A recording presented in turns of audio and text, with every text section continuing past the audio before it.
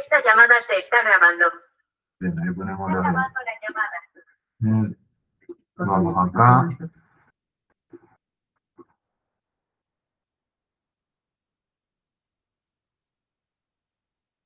Ahora sí calcula.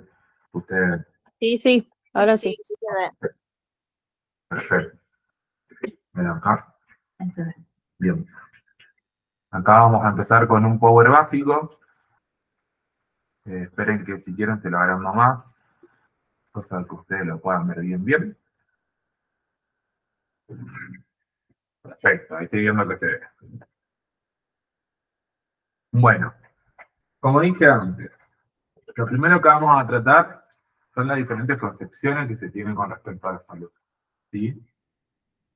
Yo ahora voy a tratar, en este Power voy a tratar lo que es Ferrandini, le voy a dar lo básico de castellano, lo que fueron manifestando eso, después me migro a otro Power para buscar el plano, justamente el esquema de planos que tiene en castellano y volvemos con René. Si no, vamos a organizar para que ustedes entiendan. Lo primero que le dejé es la primera concepción de salud que trata Débora Ferrandini, ¿sí? Hay que entender que da tres conceptos, lo analiza, los critica y da a saber cuál es el correcto concepto de salud y cuál es el que los profesionales de la salud tienen que adaptar para afrontar las enfermedades del paciente en disputa. Es decir, no todos pensamos lo mismo con respecto a la salud, eso también lo recalqué en grande, por el hecho de que uno puede concebir la salud de una manera, otro profesional puede concebirla de otra, ¿sí? Va variando. En este caso, Débora, a usted le plantea que se tiene que tener en cuenta el tercer concepto que ella plantea. Por eso también decimos que es una forma de analizar, de criticar y de saber cuál es el correcto concepto de salud. La primera definición que tenemos es que justamente es que la enfermedad, o sea, con ausencia de la salud, y que los trabajadores de la salud estamos solamente para eliminar esas dichas enfermedades. Estas personas piensan que la enfermedad es causada por algún microbio o tóxico y no por causas ajenas a nosotros, que nos atacan y que tenemos que eliminar. ¿Sí? Acá, por ejemplo, da dos ejemplos: salir a la batalla y ejército disciplinados para compartir. Es decir, se piensa y hace mucho hincapié en lo que es la patología, la enfermedad propiamente dicha. Se cree que esa patología, esa enfermedad, justamente es causada por microorganismos, como pueden ser virus, bacterias, algún tipo de tóxicos o incluso otros que representen cierta patología, sí, que sean patógenas. ¿Sí? Entonces, esta es la primera concepción, justamente, cuando ustedes la pueden describir como que la enfermedad, justamente, digamos, se ve asociada a la ausencia de salud. Y también hay que pensar, digamos, desde qué perspectiva se para esta definición, porque no hace mucho hincapié en lo que son los pilares, digamos, de hoy en día que tenemos en salud, ¿sí? Que son promoción, prevención, también, pero busca el foco en poner hincapié en las enfermedades. La segunda definición que tenemos es la definición de la OMS, justamente, y que habla del completo bienestar físico, bio y psicosocial. ¿Sí? Es ilógico, digamos, que podamos encontrar a una persona en este estado, ¿sí? Que está loco por estar en su supuesto estado. ¿Sí? También hay que pensar, digamos, justamente que solo nos sentimos de esa manera en ciertos momentos. O sea, el estado de bienestar biopsicosocial no es un estado permanente, es un estado que lo podemos experimentar o lo podemos vivenciar solamente de a ratos o en ciertos momentos de nuestra vida, pero no es algo estable. ¿Sí? Ahí va un poco más referido a la segunda definición, que es la de la OMS. Acuérdense vos siempre palabras clave. Cuando yo hablo de mi primera definición, tengo que entender que mi palabra clave va a ser enfermedad y ausencia de salud, para entender que el eje está puesto ahí. ¿Sí? Cuando hablo de la segunda, tengo que acordarme que es la de la OMS y que es la del bienestar psicosocial. También otra cosita que tiene esta definición es que los trabajadores de la salud justamente estaremos tratando de solucionar o perseguir algo que no puede lograrse, ¿sí? Es inconclusa e incierta en cierto punto. O sea, en ciertas veces es imposible, porque no podemos alcanzar este estado permanente como dijimos antes, y después de eso le pedimos a la gente que haga ciertas cosas, ¿sí? Que capaz no están a disposición para tratar de llegar a ese estado que resulta imposible, dentro de los parámetros de salud, ¿sí? De la OMS. Les enseñamos diferentes cosas, cómo tiene que hacer o usar, como si fueran personas posibles de elegir cómo vivir o sin haber, digamos, cuáles son las condiciones en las que viven. Ya acá no tomamos, o sea, ustedes pueden asociarlo a que no necesariamente así, no tomamos a todos los sujetos de atención por igual, como si fuese que todos tuviesen las mismas condiciones de vida, las mismas posibilidades y los mismos determinantes, ¿sí? Por eso decimos que este sistema es muy perverso, el sistema planteado de esta manera, porque siempre podemos culpar al que no hizo caso de su enfermedad o sea, de esa enfermedad y de indicaciones que se le dieron. Nosotros como trabajadores de la salud tendríamos que buscar el remedio a algo que funcionaría en condiciones que se hacemos seguir. Y el tercera definición va un poquito más allá, hace referencia al doctor Floreal, lo voy a hacer así en castellano como me sale. Él habla justamente de salud, de la salud, muy diferente a cómo se habla en las demás anteriores definiciones, ¿sí? Y esta se da como superior o superadora a las demás definiciones. Por eso decimos que tomamos esta tercera concepción de la salud. Y también él habla de la salud como una capacidad singular y colectiva. ¿Para qué? Para luchar contra las condiciones que limitan nuestra vida. Esta partecita de acá, que le acabo de leer, hablamos de salud como capacidad singular y colectiva para luchar contra las condiciones que limitan nuestra vida. Eso se tiene que acordar mucho cuando hablamos de la tercera definición, ¿sí? O sea, porque no se trata de patologías de las que podamos contagiarnos, de los que también tenemos que decir a las personas para que se sientan bien, ni de alcanzar algo imposible. Se trata de la capacidad de luchar, tener ganas de cambiar, eh, tener ganas justamente esa capacidad, digamos, de luchar, de cambiar esa superficie o ese padecimiento, ese estado en el cual yo me encuentro transitoriamente.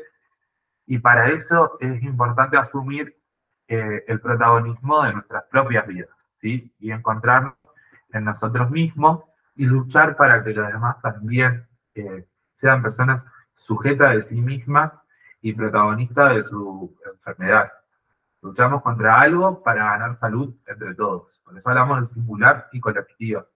O sea, que esta capacidad de lucha por mi salud no sea solamente una lucha mía, sino también de contagiar al resto de la comunidad para que pueda formarse una salud colectiva. Hasta ahí se entiende, hay algo que no, que necesitan ustedes que yo repita.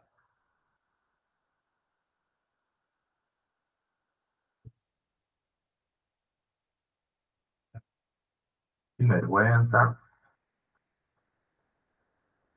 No, para mí está bien, hasta ahí. O sea que hasta ahora el concepto de Ferrandini, el que más es importante del tercero, lo que decís vos. Exactamente. Igual todos son importantes, pero el tercero el que más importante, digamos. Claro, el que vamos a tener en cuenta a la hora de trabajar como futuros enfermeros es el tercero. Sí, porque no hablamos de condiciones ni de echarle la culpa al sujeto de atención y tampoco ponemos el foco en las patologías, sino que también lo que hacemos es asumir ese rol de que también tengo que luchar por mi propia salud y entre todos también. Bueno, acá vamos un poquito a castellano. Sí, que quería hablar mucho sobre el castellano. También estuve bueno, indagando un poco, pero bueno, vamos a tratar lo básico, ¿sí? Hay que entender que castellano es una descripción y una explicación de la situación de salud, ¿sí? Justamente hace referencia al contexto en lo que el castellano bueno, lo que el castellano habla de problemáticas del concepto de salud e enfermedad. Ahí voy a leer el chat que escuché, mejor dicho, que algo están poniendo. La primera sería algo que ya no está vigente, el segundo debería hacerse según la OMS y el tercero es el que hay que tener en cuenta nosotros como profesionales. Exactamente, muy bien. Vamos bien. Entonces hay que entender, digamos cómo castellano habla de la concepción de salud y enfermedad, ¿sí? Ya de esta dicotomía de la salud y la enfermedad. Hay que tener ciertas cosas en cuenta, un poquito un contexto histórico, para se lo voy a redactar. Es que en la Asamblea justamente de 1977 acordaron metas social, los gobiernos y la OMS, y actuaron en conjunto y lo que deberían alcanzar para el año 2000. O sea, ¿sí? La declaración de la Alma Ata, esta es una declaración importante, como un detalle de color cuando ustedes le preguntan, lo puedan decir, un año después, donde se enfatizó la atención primaria de la salud como el camino para alcanzar esos objetivos. La OPS, ¿sí? La Organización Panamericana de la Salud, estableció metas más profundas, un poquito más allá, en cuanto a los servicios de atención médica y las fibras que tenían que tener todo el grupo de la población. Esto es un poco de contexto histórico para que ustedes se vayan orientando. Acuérdense de la declaración de Alma Ata, es importante, si se pueden acordar un poco de la fecha también. Distintas declaraciones, o sea, interacciones evidencian la necesidad de nuevos desarrollos que permitan asumir la problemática de salud y enfermedad, debido a que diferentes costumbres sociales, junto a la deuda externa y a la crisis económica, porque esos también son factores que determinan, y la reducción de gastos en salud, hacen que se ponga en práctica una planificación estratégica en vez de una normativa. Lo poquito que puedo sacar de ahí es, digamos, que hace referencia a que la concepción que se venía teniendo justamente de la salud ya no sirve más. Y hay que pensar en otras cosas. Hay que pensar, digamos, en todos los determinantes socioeconómicos, ¿sí? Socioambientales, para que sean planificación estratégica, es decir, para ver cómo puedo avanzar yo en cuestión de la salud, tanto singular y colectiva, que deje de ser algo normativo que los sujetos de una población tengan que cumplir a rajatabla para no enfermarse. La epidemiología es el proceso de salud de enfermedad en la sociedad, analizando la distribución poblacional y los factores determinantes de riesgo, lesiones, eventos asociados a la salud. Propone medidas específicas de prevención, control y erradicación de enfermedades, ¿sí? Proporcionando protección a la salud de los individuos y la de los grupos. Sirve como herramienta de planificación, administración y evaluación de servicios y acciones de salud. En esta parte del párrafo lo que dice es que justamente utilizando a la epidemiología, que tiene como fin la prevención, el control y la erradicación de enfermedades, lo va a utilizar con el fin analítico, crítico y estadístico para poder generar nuevas estrategias que estén dirigidas hacia la población. También en un momento nombran la parte cultural, porque la salud, según la cultura, se vive, o sea, se concepciona de una manera y según en otra cultura de otra. Hay ciertas prácticas que algunas la avalan y otras no. Eso también es importante. Después lo que hace Castellano es hablar un poco de lo que son los planos, de principios y acumulaciones, de flujo de hechos, ¿sí? Cuando hablamos del principio son las reglas y las leyes generales que tiene esta concepción de salud. Acumulaciones hace referencia a las organizaciones, a las instituciones propiamente dichas. Y el flujo de hechos hace referencia a los fenómenos, a los determinantes, a los factores, ¿sí? Al interior existe una dinámica de determinación y condicionamiento, una relación de determinación de las leyes y principios sobre las acumulaciones y de estas sobre los flujos de hechos que producen, y al mismo tiempo una relación de condicionamiento entre los flujos de hechos, los cuales producen acumulaciones biológicas, sociales, como dijimos antes, y pueden forzar reglas del sistema. Esto es para que ustedes entiendan también que mis fenómenos, mi entorno, a veces puedo yo tratarlo desde lo más general hacia lo más singular, o puedo ir al revés, puedo ir de algo puntual singular a cosas más generales que me toquen ya modificar mis principios, que son mis y reglas generales. Después habla de espacios. Si digo en espacio, ahí entramos de vuelta con lo que es general y singular. Cuando decimos que son generales, los flujos de hechos que corresponden, digamos, a la sociedad en general, a lo global, hace referencia. Este es el ámbito de las políticas y planes de salud. Es decir, ahora sí podemos empezar a pensar, por ejemplo, en un sistema de salud que abarque a toda la población de nuestro territorio, bueno, entraría en este espacio. Cuando hablamos de algo más global, como es el sistema de inmunización, que necesariamente hay un sistema a nivel global y después va especificándose cada vez más según el territorio donde uno vive, o la nación, el territorio y el lugar. Cuando hablamos de cosas más singulares, es entre individuos o entre agrupaciones de población, por atributos individuales, acá sí ya entran las singularidades, lo más subjetivo, fenómenos o problemas específicos.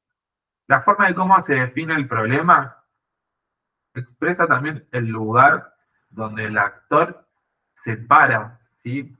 Se para explicarlo. Es decir, cada territorio donde vive cada sujeto de atención puede ser totalmente diferente a donde viva otro, incluso hasta dentro de la misma ciudad o incluso hasta dentro de un mismo barrio.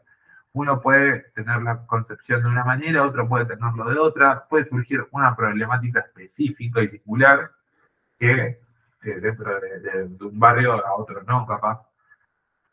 Cuando mayor es el espacio de determinación, más capacidad explicativa y necesidad de los recursos para modificarlos.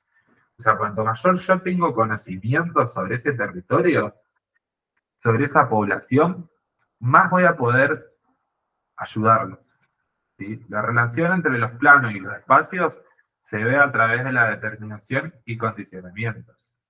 O sea, la manera que los espacios, así sean generales o singulares, y los planos, que pueden ser, digamos, cuando hablamos de principios, reglas y leyes, se pueden ir modificando tanto de manera general a lo singular como de lo singular a lo general. Esto es más o menos la concepción básica del castellano. Ustedes tienen un dibujito, yo ahora se los voy a buscar.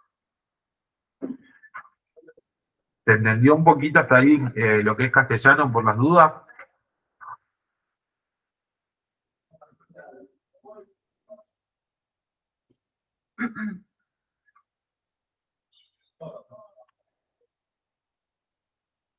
Bien, me dijeron que sí, muy bien.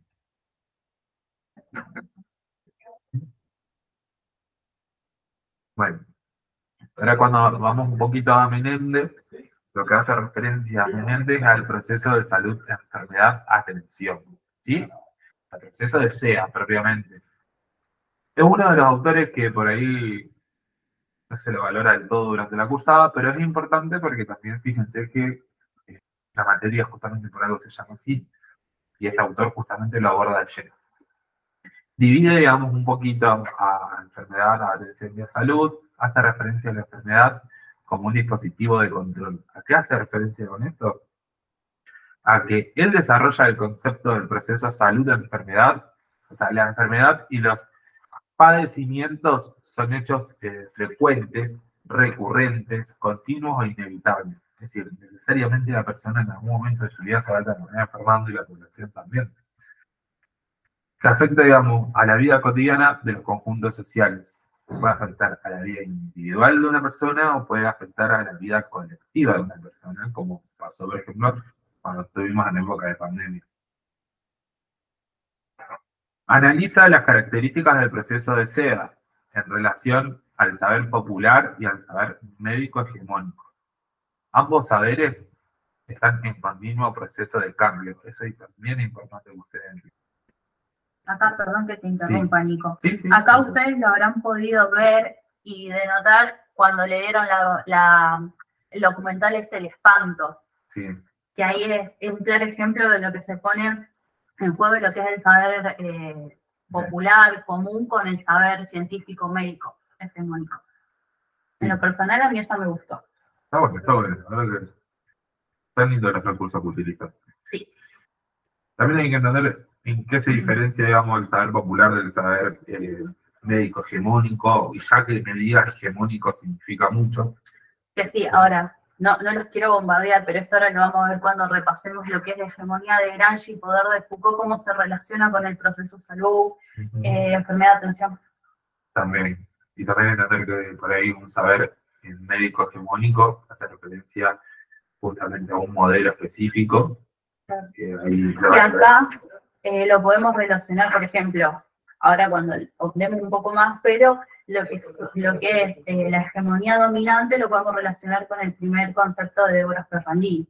Exactamente. Sí. Y por ahí también un poquito con el tema de la OMS, digamos, ya que es una institución que pertenece al modelo médico hegemónico. ¿Cuál? También. Eso está bueno. Cuando hablas justamente después del proceso de SEA, hay que entender a qué constituye. Constituye un universal que opera estructuralmente en forma diferenciada de otra sociedad y en todos los conjuntos sociales estratificados que lo integran. ¿Sí? Hace referencia a que este proceso de salud, enfermedad, atención, muchas veces lo terminan globalizando, por eso hablamos de que es universal, de que justamente lo que haga es o sea, hablar de los conjuntos sociales estratificados que lo integran, ahí me da pie a que tiene dos características importantes. ¿Sí? Al decir universal hay que entender que se opera en todas las sociedades, que son frecuentes, sí, son frecuentes históricos, o sea, en todos los tiempos que se constituyen las causas, las formas de atención y los significados. Hay ciertos procesos históricos que se concebía a la causa de la enfermedad de una manera, después se fue concibiendo de otra. Entonces, cuando hablamos de todos estos procesos, está bueno entender, digamos, desde qué lugar nos paramos, en qué tiempo y espacio también nos paramos.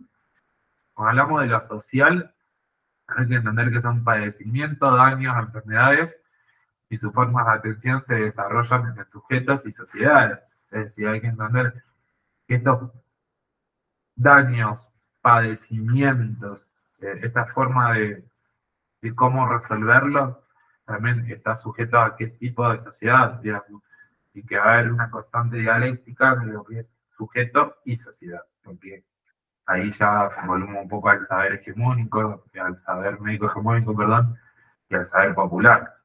O sea, la respuesta social a la incidencia, o sea, a la aparición de enfermedades, de daños o padecimientos, es también un hecho cotidiano que constituye necesariamente a una producción y a una reproducción de cualquier sociedad.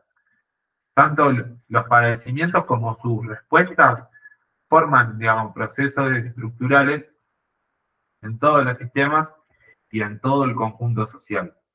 No solo refleja la representación y prácticas que forman un saber para entender, convivir y solucionar padecimientos, sino hay que entender también que al haber esta aparición de enfermedades o reaparición, si hablamos de lo que es incidencia y prevalencia, hay que entenderlo que la forma de solucionarlo a estas apariciones de enfermedades están compartidos bajo un eje social, que en este caso es el modelo médico hegemónico. Por eso hacemos referencia a todo lo científico, a toda la parte de episteme, como que está aceptado socialmente más para el lado médico hegemónico que lo que corresponde al saber popular propiamente dicho. ¿Sí? ¿Se entendió? ¿Venimos bien? Ahí, un segundito. Ahí vuelvo con ustedes a mí.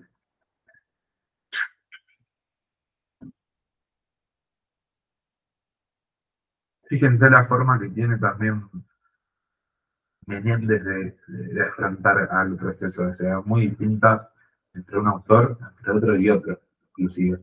Claro, también hay que tener en cuenta que Menéndez es antropólogo. Sí, Eso por es eso también muy importante. viene desde ese lado. Yo acá hacemos así. Estoy buscando otro archivo para que analicemos juntos también lo que les dejaron en la cátedra, para que ustedes vayan prestando más atención en ciertos puntos. Vuelvo a compartir pantalla. Chicos, quería preguntarle, Sí, ¿los power que ustedes pasan, después los pasan en el grupo o cómo Sí, sería eso? la mayoría de los power, o sea, yo lo hago introspeccionando un poquito, a ver, entrando al campus. El que pasé recién, que es uno que hicimos con Yoda anoche, ahora después se los compartimos en el grupo, para que lo tengan ustedes. sí. Gracias, chicos. No, de nada.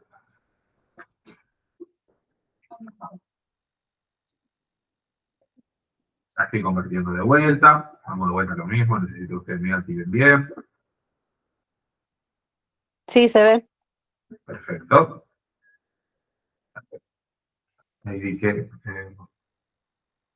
¿pueden pasar el link? Ahí Yo va. quería hacer una consulta. Sí, Los power que ustedes ahora dijeron o las imágenes que van a mandar al grupo, ¿a qué sí. grupo? Tenemos un grupo de SEA y un grupo de primer año. ¿Quieren que les manden el link del grupo de SEA? Sí, dale, porque tengo el de primer año nomás. Bueno, Vale. ahora denme un segundito. No hay Ya problema. acá, así ya lo tienen. Sí, ya Gracias. tenemos. Después cualquier cosa ahí también pueden. Sí, lo pueden etiquetar a Nico que él le pasa los links que necesitan. Sí, eso no hay problema. Ustedes siempre. Ahí está, ahí lo pasé. Bueno. A ver si hubo más. Ahí pasé el link. También o sea, hay cositas básicas. Yo fui sacando lo más básico de cada autor que ustedes le piden. ¿Sí? Fíjense que en esta idea puedo hacer referencia a la primera concepción de enfermedad, o sea que el hincapié está puesto justamente en eliminar las enfermedades, de identificar a ese enemigo y organizarse en conjunto para poder combatirlo. ¿Sí? Hace referencia a que se equipa, hace mantenimiento, que hay estrategias, o sea, hay que ir diferentes estrategias. Después cuando hablamos de la concepción de la OMS, hace una pregunta acá que está buena, que dice, ¿la salud perseguía algo que no puede lograrse en la vida real? O sea, es una pregunta también muy capciosa porque está buena, pero tipo, ¿es posible lograr un completo estado de bienestar biopsicosocial? Mantenerlo, digamos, ¿es posible? Es como la felicidad, o sea, yo me puedo sentir feliz en cierto momento, en cierto instante, pero ¿lo puedo mantener todo el tiempo? Esa también está buena. Acá habla de la tercera concepción, como la salud como capacidad singular y colectiva para luchar contra las condiciones que limitan la vida. Esa es la definición, digamos, de la tercera concepción. Acá habla un poquito de la problemática que será entre la distancia entre lo que alguien está viviendo y lo que desea. Hay que pensar un poco de lo que es grupal singular, ahí va más por las singularidades. Esta justamente la concepción del equipo de trabajo justamente lo que debe hacer es entender cómo se constituyen sus problemas grupales, familiares y los del sujeto. Es fundamental diseñar con ellos proyectos para cambiar. O sea, no solamente quedar con que yo identifique esas falencias o esos determinantes que están afectando la salud de una población o individual, sino también hay que empezar a hacer algo. Habla de ciertas exigencias, ¿sí? Que se necesita mucho comprender, tener empatía, que es lo que van a ver después de la tercera unidad de construcción de la subjetividad, ciertas aptitudes psicológicas con las cuales yo puedo ir afrontando. Habla de las estrategias de atención, nombra diferentes y complejas, justamente porque lo que hace es que una vez, o sea, debe estar diseñadas las cosas que yo quiero hacer, en cuestión de estos problemas que sufren, o deseos, o capacidades, como antes, recursos, etcétera, y hay que entender también, más allá, digamos, de diseñarlo, qué es lo que yo debo hacer, ¿sí? El trabajo en salud es cosa de un equipo, no es lo mismo trabajar en equipo que equipo de trabajo, que eso lo van a ver el año que viene recién. No me quiero adelantar mucho, pero es para que vayan más o menos pensándolo, ¿sí? El concepto de la OPS hace referencia a una concepción simple, lineal, causa y efecto, ¿sí? Por eso decimos enfermedad, salud, como una está más afectada que la otra. Vamos a pasar después a... Mira, acá está Andrea Menéndez. Este creo que vimos antes, y acá está un poquito castellano, que acá es donde yo quería llegar al plano, hasta el dibujito que ustedes le dan. O sea, habla un poquito de las expresiones de las condiciones de vida, de los grupos poblacionales, habla de las crisis económicas, del deterioro de esas condiciones de vida propiamente dichas, hace referencia a una palabra importante que nombra la deuda sanitaria, ¿sí? A la necesidad de proponer nuevos marcos teóricos, nuevas planificaciones, que empiecen a involucrarse un poco más con la población a nivel colectivo. El objeto de la epidemiología, ¿sí? No es, digamos, la sumatoria de procesos individuales, sino que también se trabaja de manera colectiva, por eso decimos un nivel colectivo. Bueno, que más allá de eso también, o sea, tienen como objetivo erradicar, identificar estos riesgos de la población. Espero que me muestre la situación de salud, digamos, según para quién también, es lo que viene a poner un poco en cuestión.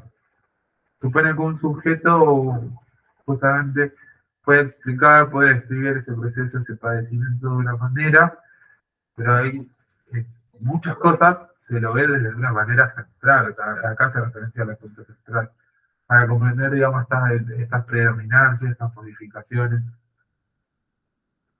¿Qué es lo primero para ustedes? El huevo o la gallina. Este está bueno, hace referencia, o sea, a la percepción de los fenómenos o las fuerzas sociales.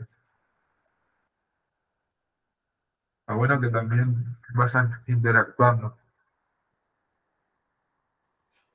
No sé qué es eso, la verdad. O sea, la percepción de los fenómenos hace referencia más bien a cuando hablábamos de los determinantes, los factores sociales, a ver si yo puedo andar de vuelta acá. Sí.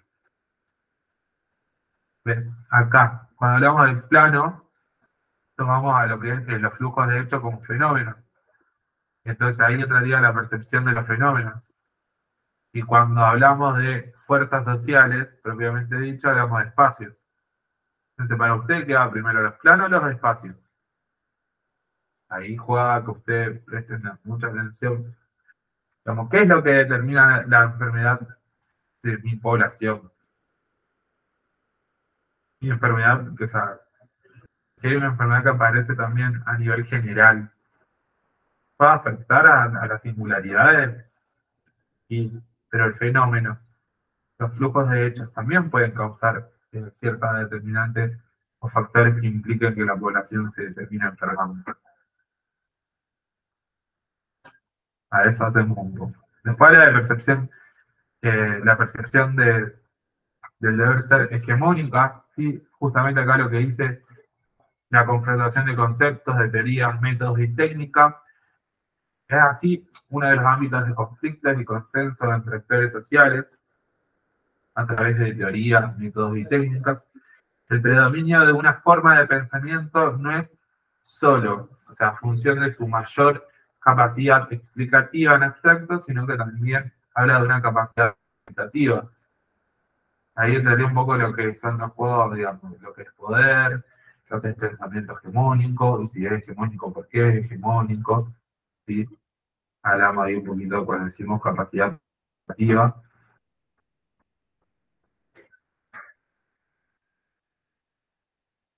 Hegemonía no está bien. Esto acá, que está en rojo, está bueno. Dice, la legitimación de un cuerpo de pensamiento exige la acumulación de poder y el desarrollo de metodologías y de desarrollo metodológico y tecnológico. Habla un poco también lo que veníamos hablando más arriba, cuando hablamos del ser hegemónico, ¿sí? Vamos a seguir, yo te voy a tratar de llegar donde quiero llegar, que es acá. Este planito, cuando hablamos del castellano, que yo ahora termino con este planito y sigue yo, pero es básicamente cómo se entiende de la manera que puede ir fluyendo desde cuestiones más generales a lo más singular, viceversa. Fíjense que, por ejemplo, cuando hablamos de reglas, principios, en Merlin, ¿qué es lo que no entiende? Este cuadrito que es ahora, por los dos. Voy a esperar a que responda la compañera. Bien, sí. Acá vamos a explicar un poco, como dijimos antes, el plano, que justamente el dibujito se divide en planos y espacios. ¿Sí? El espacio hace referencia a un espacio más general, global, más requerido a lo propiamente dicho general, y las particularidades se ven reflejadas hacia abajo. Particularidades de qué? O sea, de la salud como un grupo de población. O sea, para entender a modo general, o sea, acá en lo general puede entrar una pandemia como la que tuvimos el COVID, ¿sí? Ahora, el hecho de, si yo te digo mal lechadas, por ejemplo, no va a ser algo general. O sea, mi espacio no va a ser general, porque no todo el mundo tiene mal lechadas, sino que está destinado a cierto territorio. Y si hago referencia, por ejemplo, a que una persona tiene un cuadro febril, o sea, como que un cuadro febril o de gripe, un tipo de gripe que nunca se ha tratado hasta el momento, hablamos un poco más de lo que es lo singular. General sería algo que afecta a una gran cantidad de personas, exactamente. General sería tipo pandemia, para que entendamos. Después lo particular sería endemia, cuando nosotros hablamos también de la situación del dengue. Por ejemplo, nosotros tenemos dengue acá en Argentina, capaz que nos posicionamos en Rusia, por ejemplo, en Estados Unidos, en X país, y allá no lo tienen. Entonces eso es algo particular, o sea, de nuestra población. Cuando hacemos referencia a lo singular, hacemos referencia a que, por ejemplo, puede ser algún tipo de patología nueva que aparezca y que aparezca justo en un sujeto de atención, o, por ejemplo, un rebrote de un virus que se tenía controlado, como la sarampión, la varicela, ¿sí? Que aparezca una nueva cepa y me afecte, bueno, ahí vamos a lo singular. Ahora, cuando hablamos de los planos, decimos que hay planos que son principios, sí, justamente son principios, acumulaciones y flujo de hechos. Cuando son principios, hacemos referencia a reglas y leyes, pero universales, que van a ser en todo el mundo. Se puede coincidir necesariamente con nuestro espacio general, ¿sí? Cuando son acumulaciones y organizaciones, hace referencia a, o sea, a ciertas instituciones u organizaciones que se refieren a un tipo de patología específica. Como vamos acá, por ejemplo, en los particulares. O sea, va a aparecer una entidad referente a que puede estar destinada a combatir, a trabajar con lo que sería prevención, un ejemplo, del VIH. ¿Sí? O sea, no todos lo tienen, porque eso no es general, pero eso está destinado a cierto grupo particular. Y cuando hablamos del flujo, de hecho, acuérdense que son los fenómenos, que estos fenómenos pueden influenciar en los tres espacios, generales, particulares y singulares, pero que, por ejemplo, un espacio singular rara vez se va a ver que se va a influir en lo que es particular. Lo particular ya está dado. ¿Sí? ¿Entendí un poquito? A ver. Vamos a bajar el tiempo compartido. Bien. Bien. Eso me interesaba que ustedes entiendan el castellano. Y dependiendo, bueno, como estábamos antes, No te preocupes. Todos en algún momento estuvimos así, bueno. ¿Sabes lo que cuesta castellano? Lo bueno es que esta fue que les queda y bueno, ustedes lo pueden ir viendo cuando ustedes quieran. ¿Sí? Ahora vamos a pasar un poquito al modo de producción, ¿sí? A Foucault y a Gramsci. Yo les voy a acompañar también desde acá. Vamos a escuchar un poco a lo que lo lleva. Pero si no quieren, no. Bueno, antes, justo, pues, le respondí yo a la compañera. El tema del repaso de estado lo tocamos la semana pasada, pero si podemos volvemos a hacer el repasito ahora, porque también nos llevó su buen tiempo hacerlo. Fue un recorrido largo, casi de 1 hora también. Así que vamos a ver si lo podemos hacer. ¿Por dónde arrancamos? Modo de producción. Y está un poquito más asociado a lo que estuvimos viendo la semana pasada. Sí, sí. Bueno. Un poquito está. Bien. Bueno, no tenemos el apoyo de Power porque... No, esta estaba más destinado a... Esto es más una charla, un conversatorio. Bueno, primero antes de saber si tienen alguna duda con respecto a esto, porque no digo que sea todos, pero hay algunos que la tienen bastante clara con lo que es Mars, estuve leyendo en los grupos, y la verdad me encantaron las explicaciones que fueron dando. Quedo muy atento a los grupos. Sí. O sea, no por el hecho de que no le estemos participando todo el tiempo. No los leemos. O sea, los leemos y Sí, si sí, están en lo correcto, lo dejamos que estén. Claro, no los corregimos, pero la verdad me gusta cómo se van ayudando. Pero bueno. Por ejemplo, ¿alguien tiene alguna duda sobre algún modo de producción? ¿Sobre algún autor también? Sin vergüenza que esto es para ustedes, chicos. Sí, hablen, chicos, porque si no, es aburrido escucharlo siempre, Nico. ¿Podrías repetirme lo que preguntaste? ¿Me preguntaste? Si hay alguna duda con lo que se desarrollan las clases teóricas de la cátedra sobre lo que es la teoría marxista, modos de producción, o si no también lo que es hegemonía y poder, que ahora también igual lo vamos a repasar. Pero si hay una duda puntual, arrancamos por ahí. Claro, capaz que alguna compañera o un compañero también puede decir, yo tengo esta duda. A ver si lo entendieron en su mayoría o qué les costó. Yo no encontré el paso de un modo de producción a otro, definido. O sea, ¿cómo se da el paso de un modo de producción a otro? Bueno, estuvimos viendo también...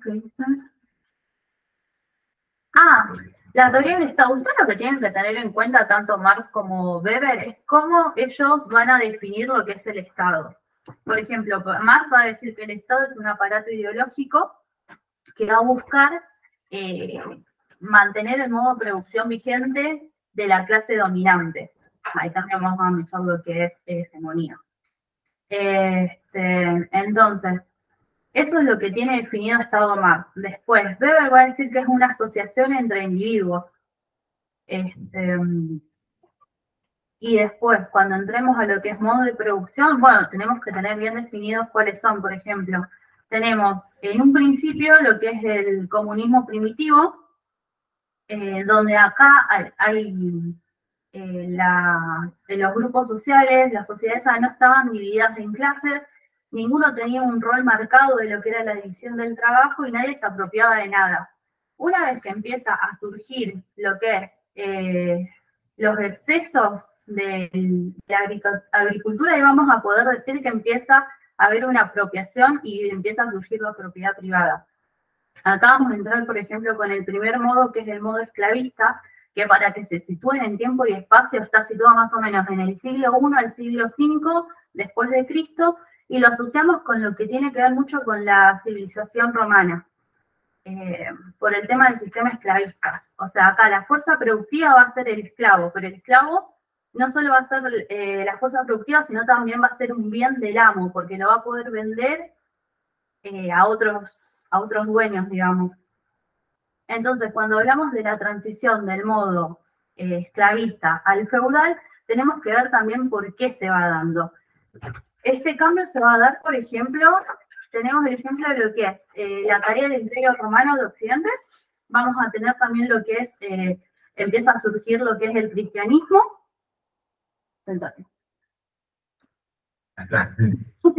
Entonces vamos a ver este cambio. Y acá, denotando que también siempre decimos que para Marx es la lucha de clases, acá las clases en contradicción van a ser lo que es el amo y el esclavo. El amo va a ser poseedor del esclavo. Acá ahora vamos a pasar con esa pequeña transición a lo que es el feudalismo, que se va a dar entre el siglo V y el siglo XV, también después de Cristo. Y acá hacen como una pequeña división de lo que es la alta edad media y la baja edad media. Que en una se va a dar lo que son los pequeños feudos, donde estos feudos van a ser la unión familiar organizada, donde van a trabajar la tierra, y a su vez va a haber un señor feudal que les va a proporcionar la seguridad y protección de esas tierras a cambio de un pequeño tributo.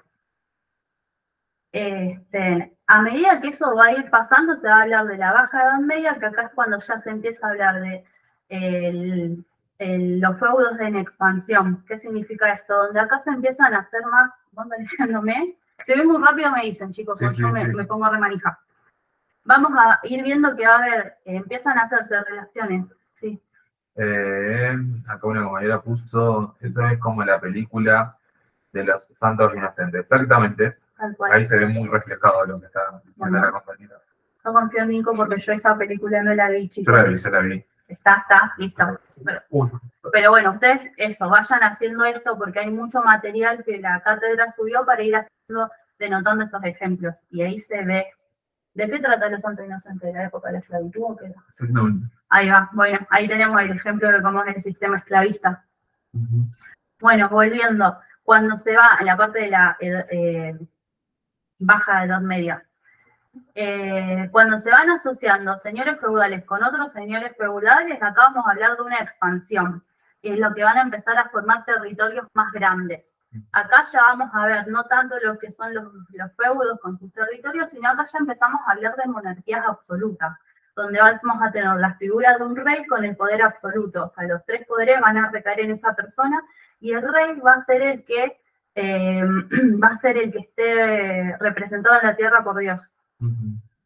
Bueno. Así es. Bien. En el medio vamos a tener las características de una transición, cómo se va a empezar a dar esa transición también al capitalismo. Antes, lo que va a surgir es el mercantilismo. ¿Lo querés explicar vos más o menos que te acordás bien? Sí, era un poco más o menos lo que íbamos hablando la semana pasada, que era una forma también de comercialización, ¿sí? Esa forma justamente de comercialización lo que tenía era más apuntar al comercio libre, ¿sí? Pero también corresponde mucho a lo que sería el modo de producción propio. También, antes capaz que todo correspondía y pasaba por justamente los señores feudales, o sea, como que había un intermediario, y en todo este proceso nuevo de capitalismo ya no existe más lo que es intermediario, ¿sí? No. Y otra cosa que quería cortar, la media que estaba hablando Joa, es que también piensen que a su vez hubo un gran cambio de dónde estaba puesto el ojo, ¿sí? Antes, o sea, al principio de la Edad Media, estaba mucho puesto el ojo en la cuestión religiosa, en lo teológico, que después se va empezando a tratar un poco más antropocéntrico, ¿sí? Empieza a ser el hombre la figura y el foco de atención. Ujú. Bueno, y acá apuntando también a lo que tiene que ver con el debilitamiento de este sistema feudal para hacer esa transición después del capitalismo, va a tener mucho que ver también con una crisis que se da en particular entre el siglo más o menos XIII, lo tienen más o menos 13, 14 creo que en el cuadernillo.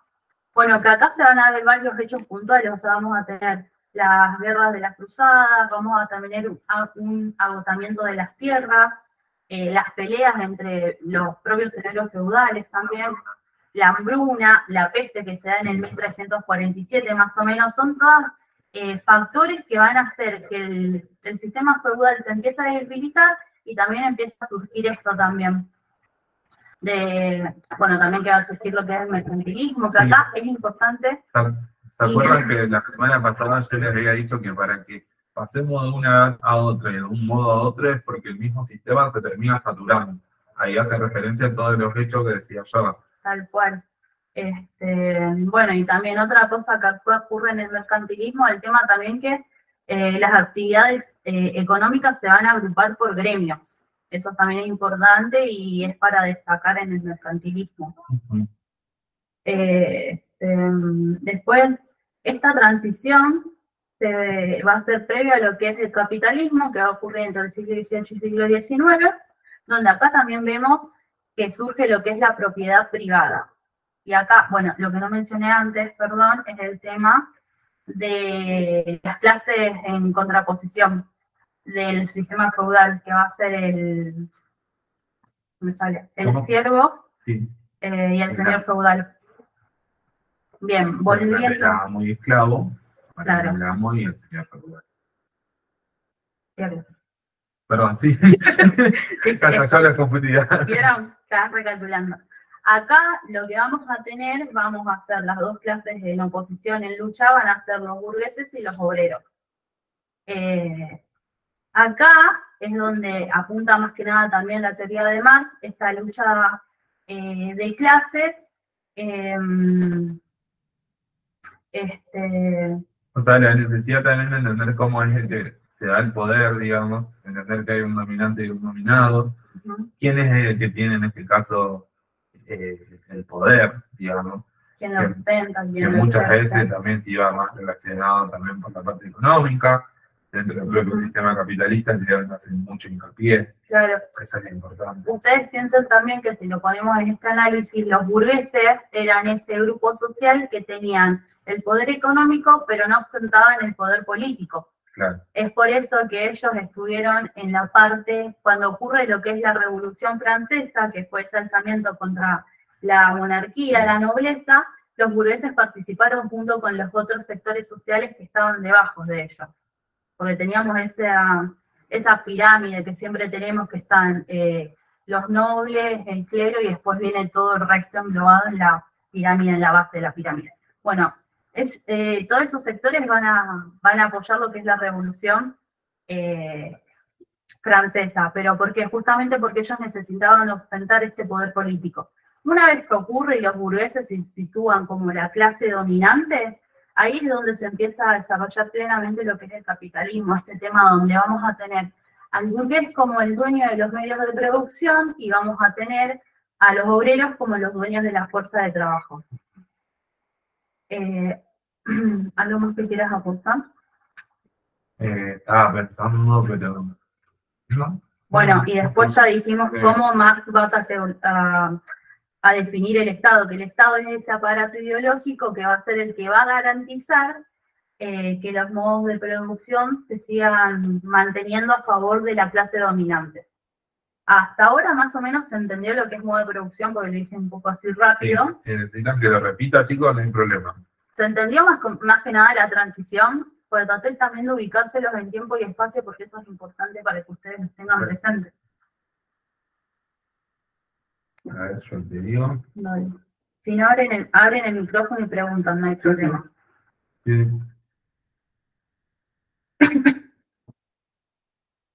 Bien.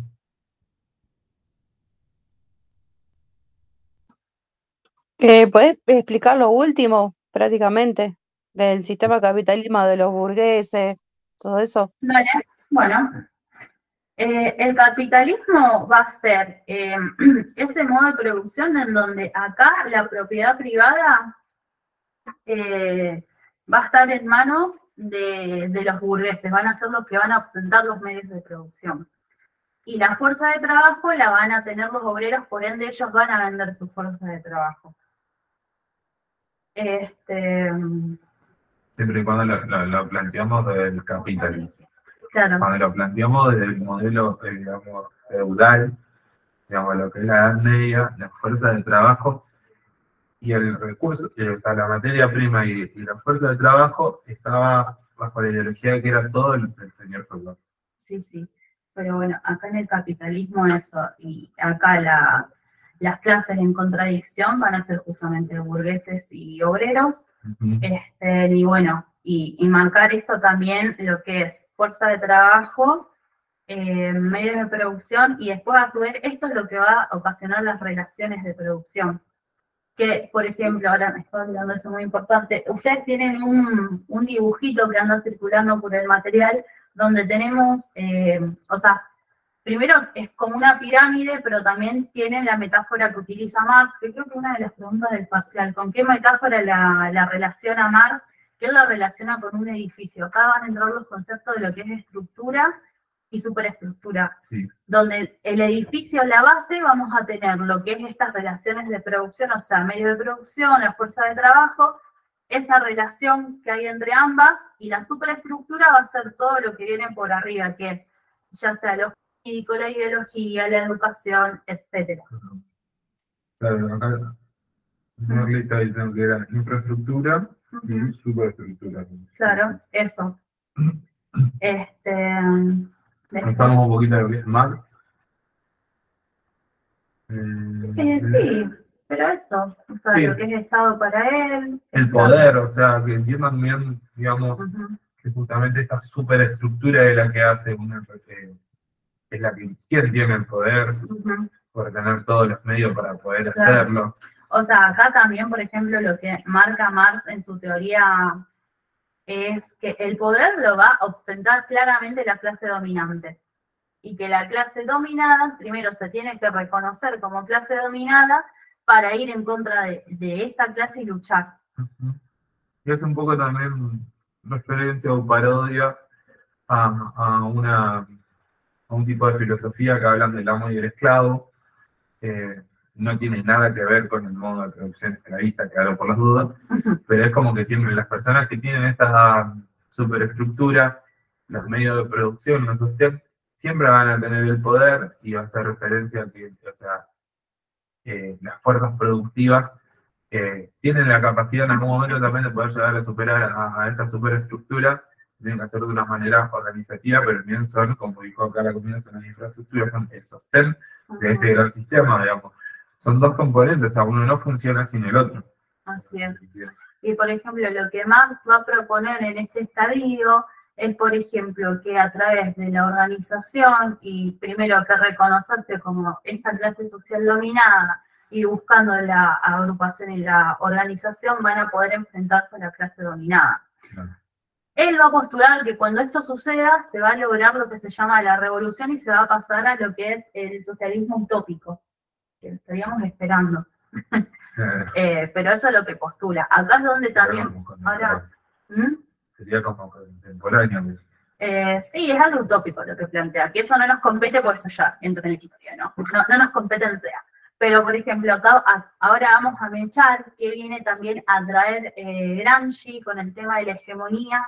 Él se va a plantear el por qué, si están todas esas condiciones dadas para que ocurra la revolución, ¿por qué no ocurre? Porque acá tenemos lo que es el concepto de hegemonía, que va a ser ese conjunto de ideas, símbolos, o sea, todo lo que tenga que ver con las visiones del mundo que va a transmitir la clase dominante a las demás clases sociales. lo planteaba como algo estático, ¿sí? Como que o sea, que siempre hay ideas que son superadoras, ideas que son superadoras en el sentido de que son mejor o que tienen que estar sí o sí aceptadas, son socialmente aceptadas, como Claro. que en algún momento, digamos, puede llegar a cambiar, pero no lo ve, digamos, de ese lado, cuando decimos hegemónico, es la referencia a algo que está socialmente aceptado, algo que está bajo un estereotipo social, el cual se encuentra contenido y hasta el momento no cambia, ¿sí? Sí, sí. Es estático.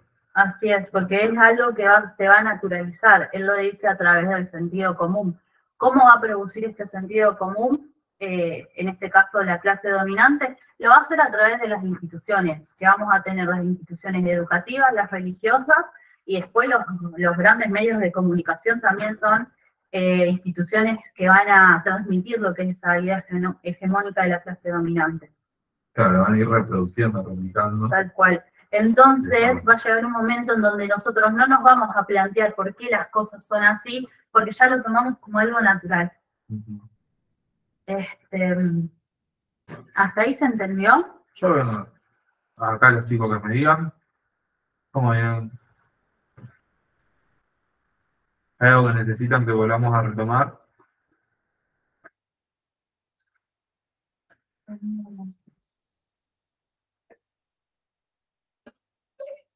Acá una compañera preguntó bien, digamos, cómo se pasa de un modo de producción a otro. Sí. Y aclara y dice, el paso de un modo de producción a otro es cuando el que está vigente ya no tiene eficacia. Sí, es cuando van a empezar a cambiar la organización económica y social de esa sociedad dada, digamos. Sí. Es como dice Nico, cuando va a llegar un momento en donde ya ese sistema no va a dar más, se va a saturar y bueno, ¿qué pasa? Se tiene que transformar para seguir en vigencia. Y que esa clase vuelva a surgir como la clase dominante, digamos. También acá yo me encontré algo que está bueno, que habla de esta transición del feudalismo al capitalismo, los cuales se lo voy a compartir. Dice, la transición del feudalismo al capitalismo, digamos, comenzó con el surgimiento del comercio a mayor escala, ¿sí?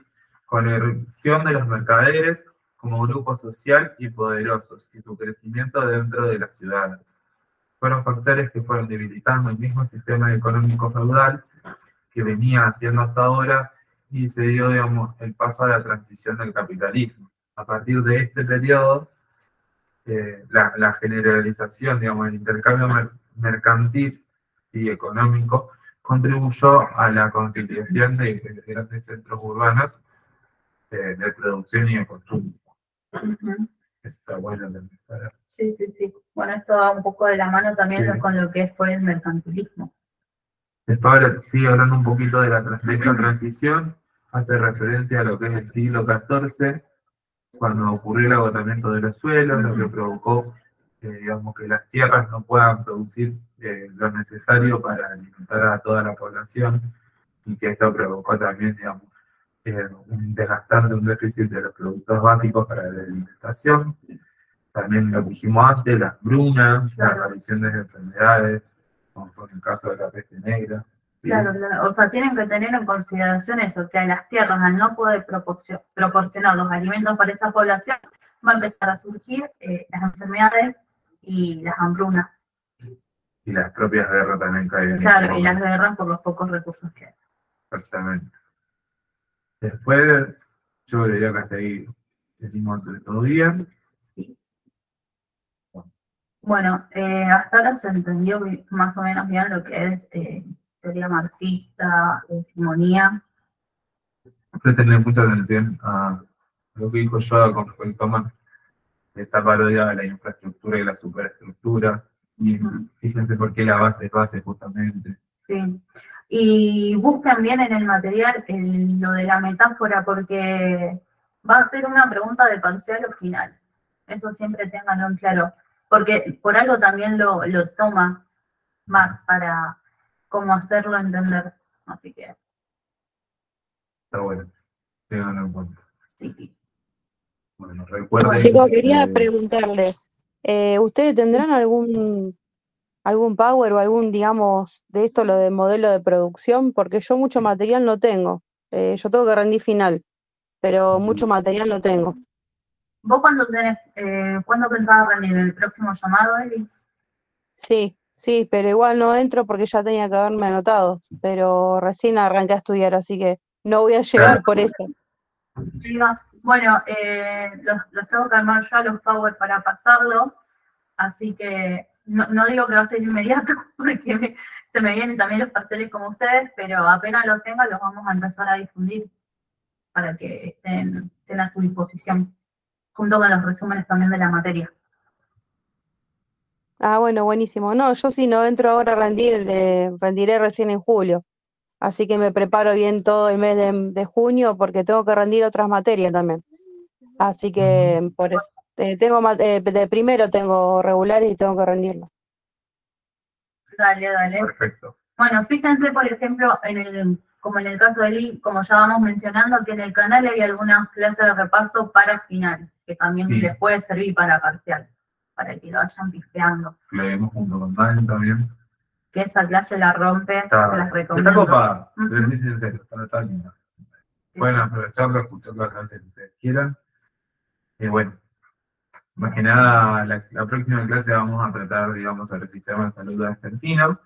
Ujú. Y vamos, por el momento, va a ser la última como acompañamiento, así vamos al grupo de estudios, vamos a seguir preparándolos para los finales, y eso quiero que sepan, Sí. que vamos a estar siempre a disposición de ustedes, aprovechen todos los recursos que tienen al alcance, sáquense todas las dudas posibles, cualquier cosa, si nos ven a yo o a mí también, no es molestia para nosotros, francamente.